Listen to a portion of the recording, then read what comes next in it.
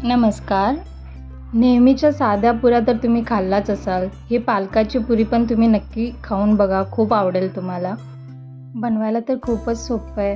लहानांपासून मोठ्यांपर्यंत सगळ्यांनाच आवडेल. चला तर आपण रेसिपीला सुरुवात करूया.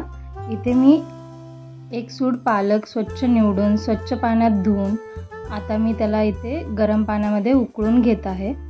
आधी पाणी गरम करा, त्यात 1 चमचा मीठ घाला, त्याच्यानंतर पालक आपल्याला त्याच्यामध्ये घालायचं आहे आणि 5 मिनिटं त्याला शिजवून घ्यायचं आहे. शिजून झाल्यानंतर ना आपल्याला त्याला एका थंड पाण्यामध्ये घालायचं आहे आणि त्याला थंड होऊ द्यायचं आहे.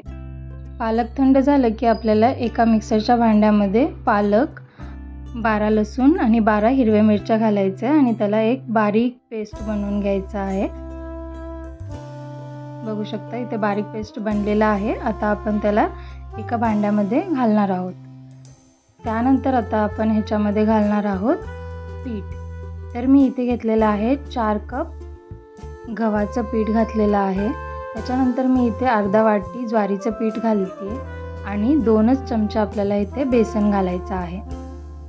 त्यानंतर आता आपण ह्याच्यामध्ये घालणार आहोत 2 चमचे हातावर चोळून आपण इथे ओवा घालणार आहोत. त्यानंतर आपण 2 चमचे इथे तीळ घालणार आहोत. चवीनुसार आपल्याला मीठ घालायचं आहे. त्यामध्ये आपल्याला थोडीशी हळद घालायची आहे. इथे मी 1 चमचा हळद वापरलेली आहे. आता आपल्याला हे सगळं व्यवस्थितपणे मिक्स करायचं आहे आणि पीठ मळून घ्यायचं आहे.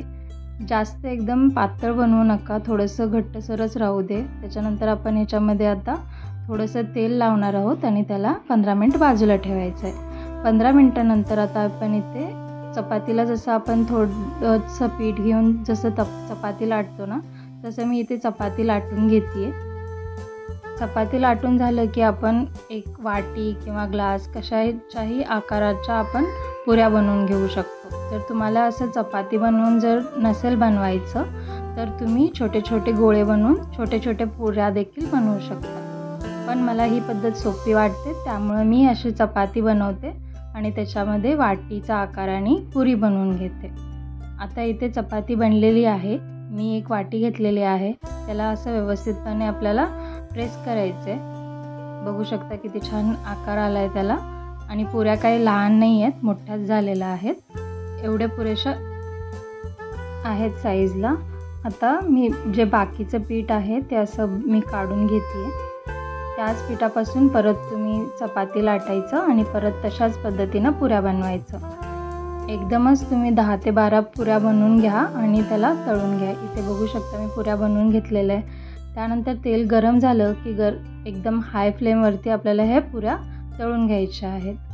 अशा पद्धतीने तुम्हाला पुऱ्या तळायच्या आहेत, म्हणजे एकदम टम्म फुलतील तुमच्या पुऱ्या देखील. बघू शकता किती छान फुगलेला आहे. बघू शकता पुरी आपल्याला दोन्ही साईडनं व्यवस्थितपणे तळून घ्यायचा आहे.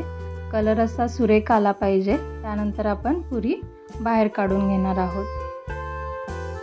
लक्षात ठेवा की आपल्याला गॅस हाय फ्लेमवरतीच ठेवायचा आहे, म्हणजे कसं पुऱ्या एकदम मस्त तळून होतात आणि पटपट देखील होतात. खूप म्हणजे खूपच मस्त लागतात ह्या पुऱ्या.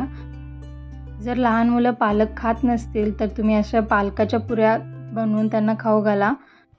खात्री आहे की त्यांना हे नक्की आवडेल. आता आपली इथे पुरी एकदम मस्त फ्राय झालेली आहे. इथे मी त्याला बाजूला काढून घेते. आता आपल्याला अशाच पद्धतीने बाकीच्या देखील पुऱ्या तळून घ्यायच्या आहेत. या पिठापासून तुम्ही एकदम 4 लोकांसाठी भरपूर खातील एवढे पुऱ्या तळून होतील तुमच्या. इथे बघू शकता मी बाकीच्या देखील पुऱ्या अशाच पद्धतीने तळून घेते. एकदम मस्त असं फुगलेल्या आहेत पुऱ्या.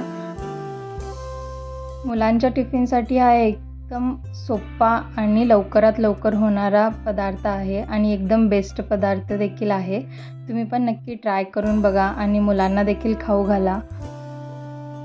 झालं पुऱ्या तळून झालं की आपल्याला ह्याला आता आपण बटाट्याच्या भाजीसोबत किंवा बासुंदीसोबत किंवा सॉससोबत किंवा चटणीसोबत किंवा असेच देखील तुम्ही खाऊ शकता. मी इथे बटाट्याची भाजी बनवली होती. सो तुम्ही बघू शकता किती सुंदर दिसते आणि टेस्टला तर खूप म्हणजे खूपच भारी झालेलं. Thank you for watching. Please like, share and subscribe to my channel.